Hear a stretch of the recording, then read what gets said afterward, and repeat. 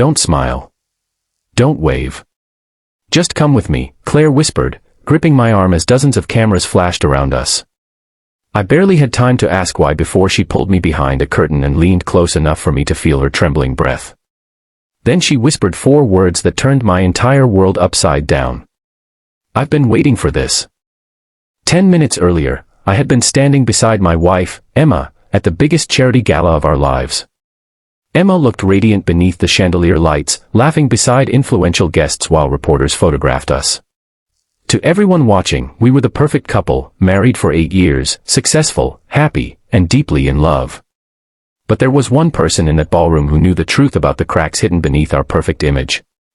Claire had been Emma's best friend since college. She had been at our wedding, visited us during difficult years, and knew things about my wife that even I didn't know.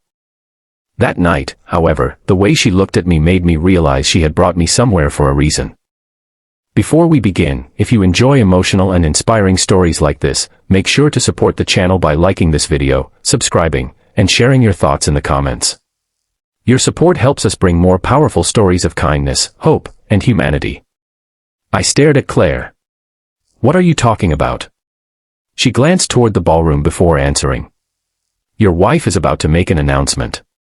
What announcement? Claire swallowed hard. She's leaving you. The words seemed ridiculous. Almost insulting. I laughed nervously. Emma wouldn't do that. She will. You're her best friend. That's exactly why I know.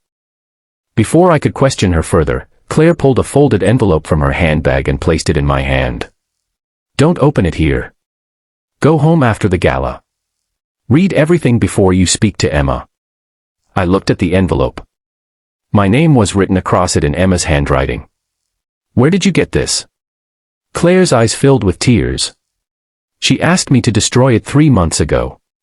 My stomach tightened. Why didn't you? Because I couldn't. A photographer suddenly appeared around the corner, and Claire immediately stepped back. Go back inside. Act normal.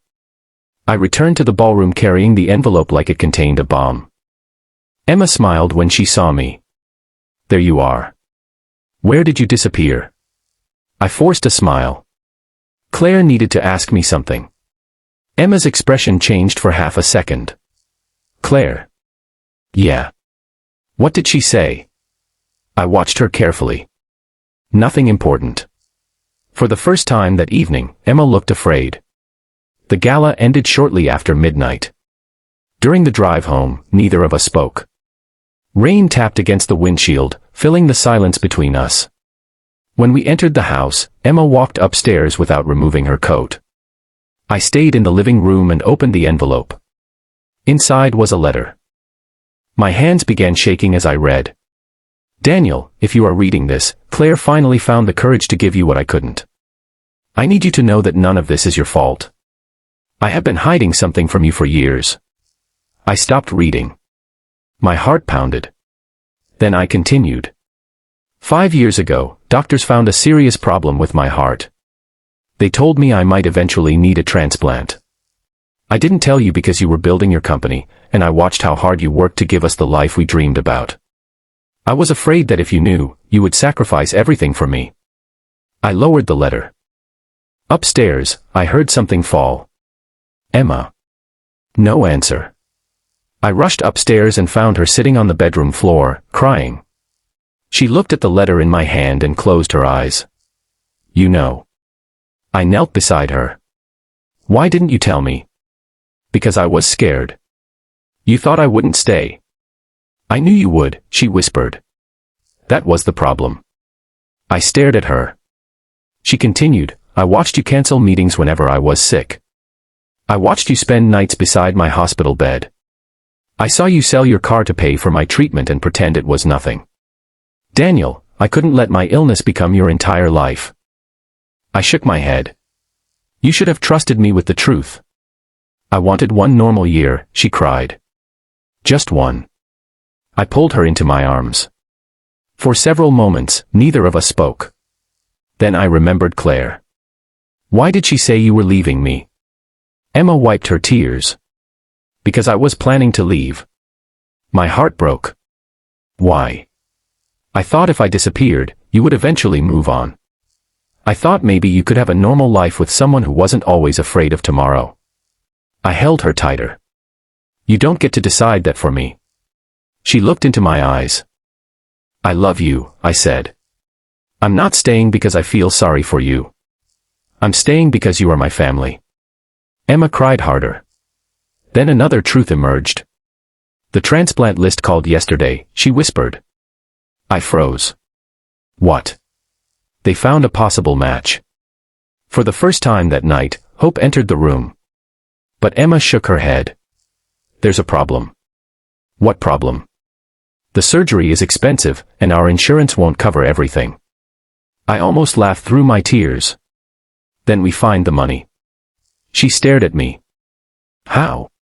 I remembered the gala. The cameras. The charity. And suddenly, I understood why Claire had pulled me away. The next morning, Claire arrived at our house carrying a folder. I'm sorry, she said. I looked at her. For what?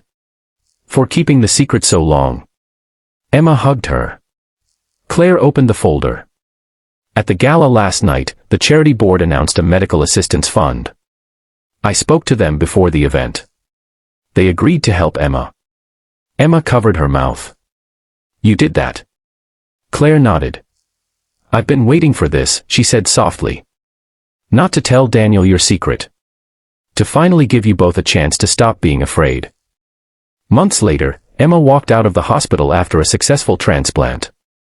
The first person she hugged was Claire. The second was me. We stood beneath the morning sunlight, holding one another while strangers passed around us. Emma looked at me and smiled. I thought love meant protecting someone from pain. I squeezed her hand. And I thought love meant never being afraid. She laughed softly. Maybe love is just choosing each other even when you are terrified. I nodded. That night, we returned home and placed Claire's old envelope inside a wooden box. Not as a reminder of fear, but as proof that secrets can become heavier than the truth, and sometimes the greatest act of love is simply having the courage to say, I need you. If this story touched your heart, tell us in the comments what you would have done in Daniel's place, or share a moment when someone stayed beside you during your hardest time. And if this story reminded you that love, kindness, and courage can change lives, please like this video and subscribe for more inspiring stories about compassion, hope, courage, and humanity.